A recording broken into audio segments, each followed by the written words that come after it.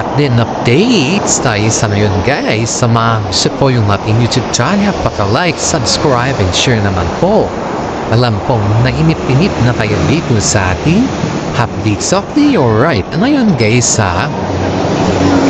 si Katrin Bernardo po ay pumunta dun sa clinic ni Dr. Ivy na kung saan po ay dun talaga naman siya pumupunta palagi. Nagpapaayos ba? Ngayon, on the spot po siyang tinanong ni Dr. Alvin tungkol sa status na ni Alden Richard na kung saan ay tinanong siya kung kumusta na si Alden Richard at saka si Katrin Bernardo. Palagi pa rin ba sila nakikita?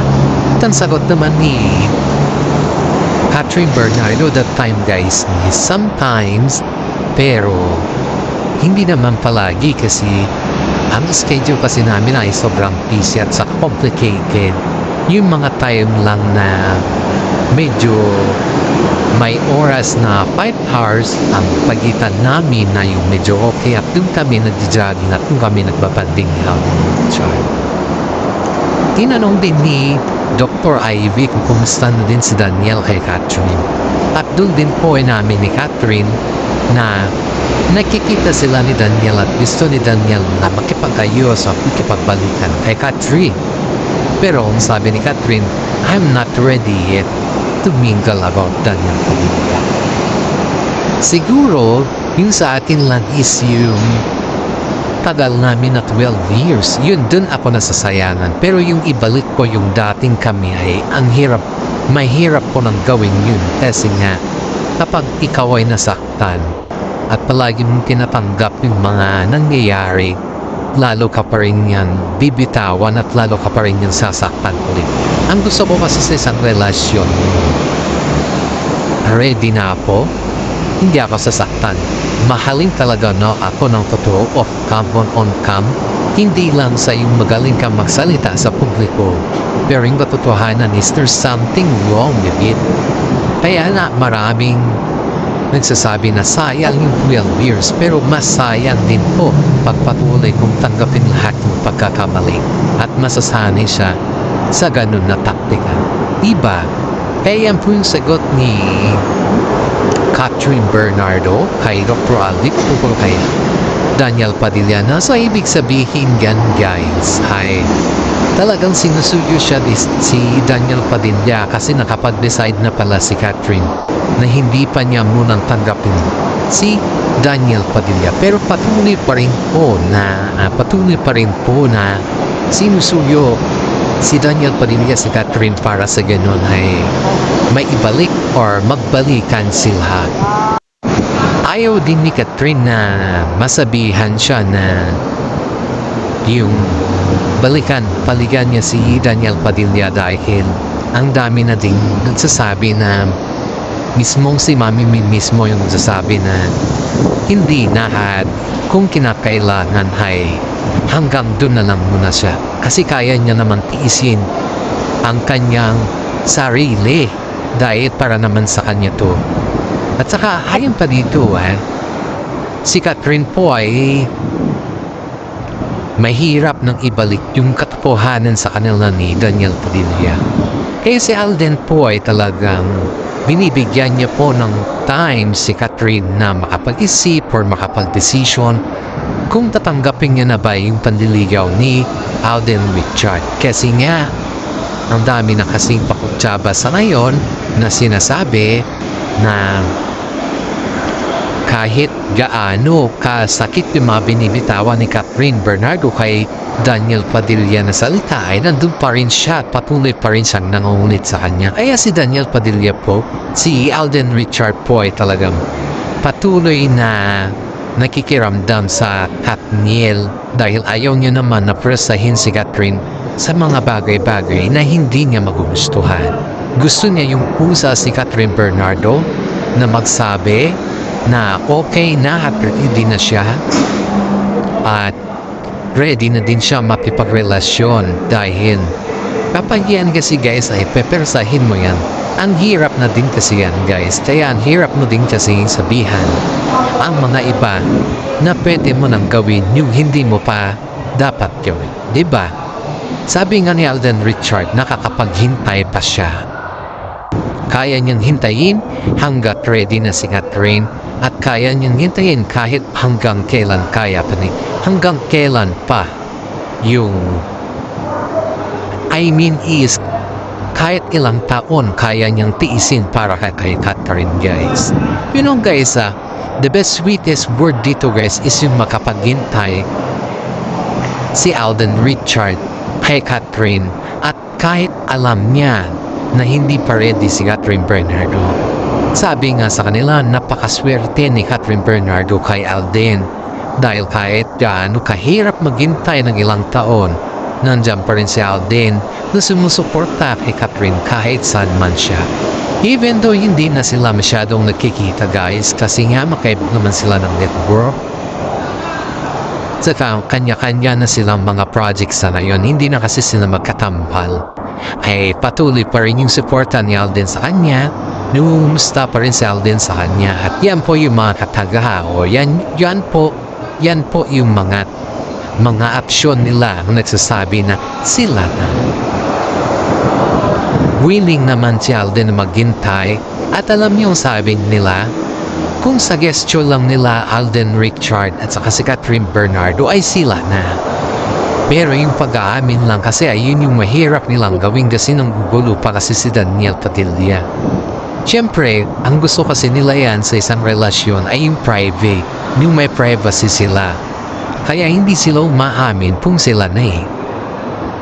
Kasi ayaw nila na si Daniel Padilla ay baka magwawala. Alam mo naman, kilala naman natin si Daniel Padilla na ganon yung kanyang taktika sa buhay.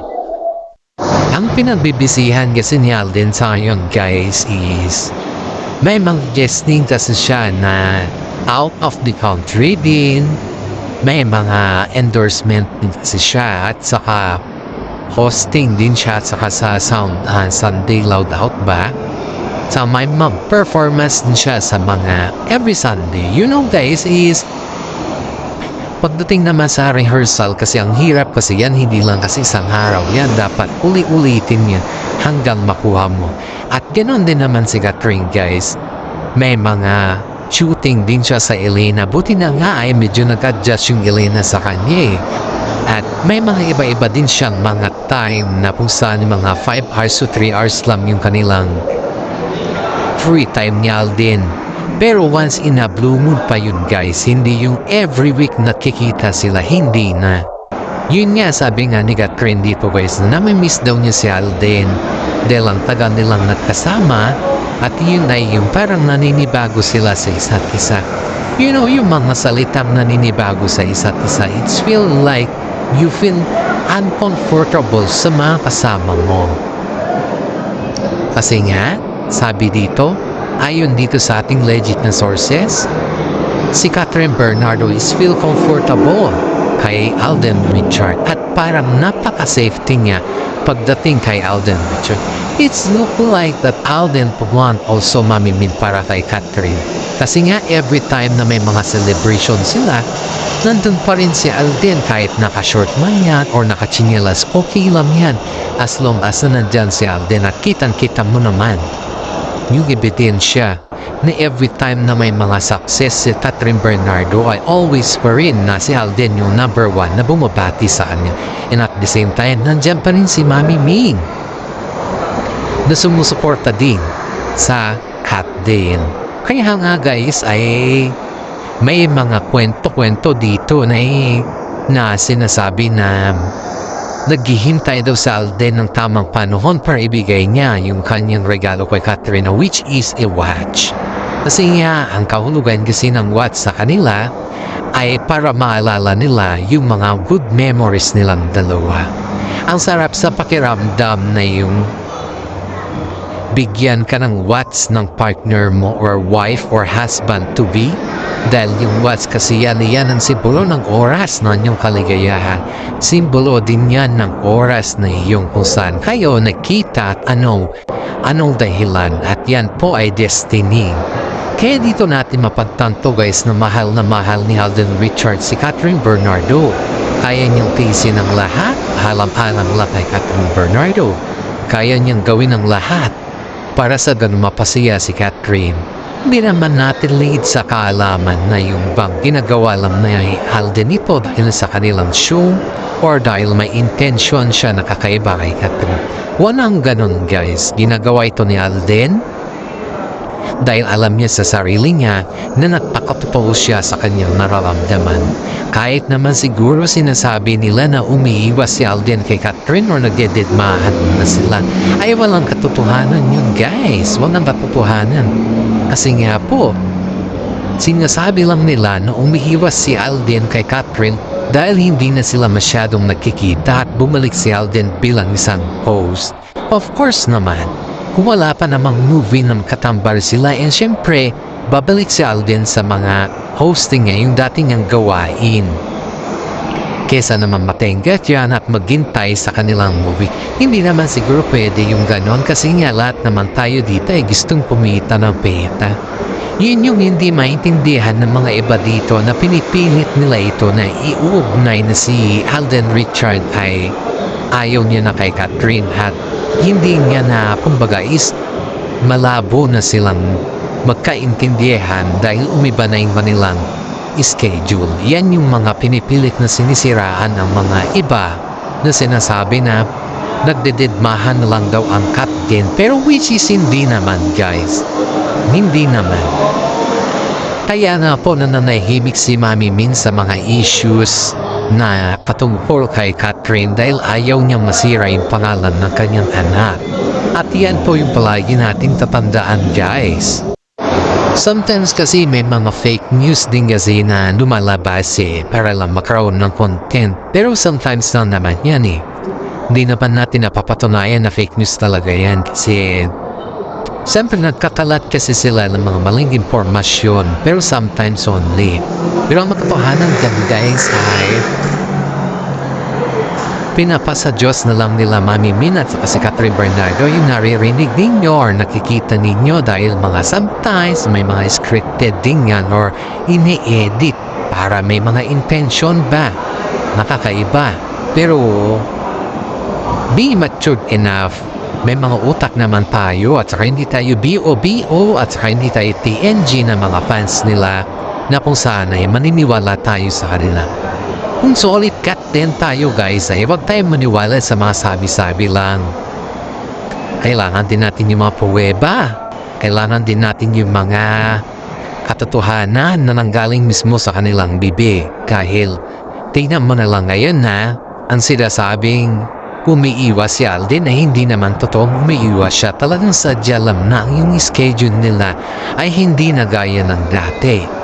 Pag makaiba kasi ng network, guys, expect mo na kasi yan na makaiba din yung kanilang time management. Hindi naman pare-parehas yan guys Wala namang ganon. Kung magkaiba ang network, magkaiba din ang trabaho, yan yung katotohanan dyan. Hindi yung sabihin natin na sila ay nag-iiwasan na hindi, walang ganon. Kaya marami dito guys ang napapaisip ko ano talaga yung katotohanan. Pero matotohanan dito guys yung katotohanan talaga is si Daniel Padilla ay talagang pinipilit niyang kunin yung loob ni Catherine Bernardo dahil kita niyo naman guys dun sa kontrata umiwas si Catherine kay Daniel Padilla, nagsolo na lang si Catherine, ang dami niyang pinalitan simula nung nag-break up sila ng Daniel Padilla. Pero itong si Daniel kasi gusto niya kasi makayas dahil gusto na naman nila na mag-unite ulit dahil may mga naamoy tayo na gagawing movie at iyan yung inaabangan ng lahat na yung mag-usap sila Catherine Bernardo at si Daniel at after that mag-unite ulit sila and then may movie na naman na gagawin nila. Yun yung inaabangan ni Daniel Padilla, yun yung kanyang taktika para makuha din yung loob ni Catherine Bernardo. Pero wala na. Nawala na ng pag-asa si Daniel Wala na siyang pag-asa. Tignan mo, yung movie niya na lang sa ngayon parang pilit na lang para sa ganun ay mapabango pa rin yung pangalan niya. Yan yung katotohanan dito guys. Sige, mapabango lang yung pangalan niya dahil medyo hindi na siya hindi na kumbaga is Hindi na kagaya ng dati ang pangalan ni Daniel Padilla.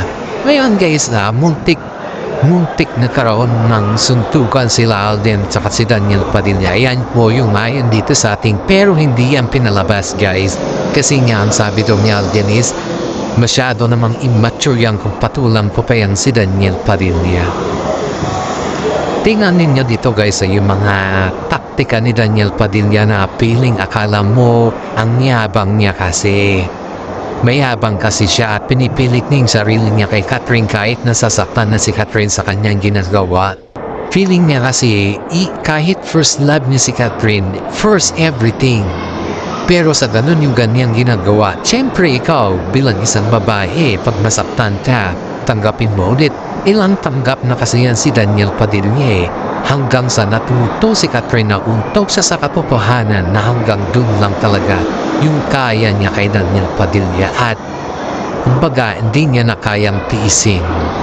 Kaya ngayon guys ay patuloy si Daniel Padilla na umarangkada pero wala na tayong magagawa kung yun yung decision ni Catherine Bernardo. At hanggang dito na lang po yung ating YouTube channel. Maraming salamat at God bless po sa ating lahat.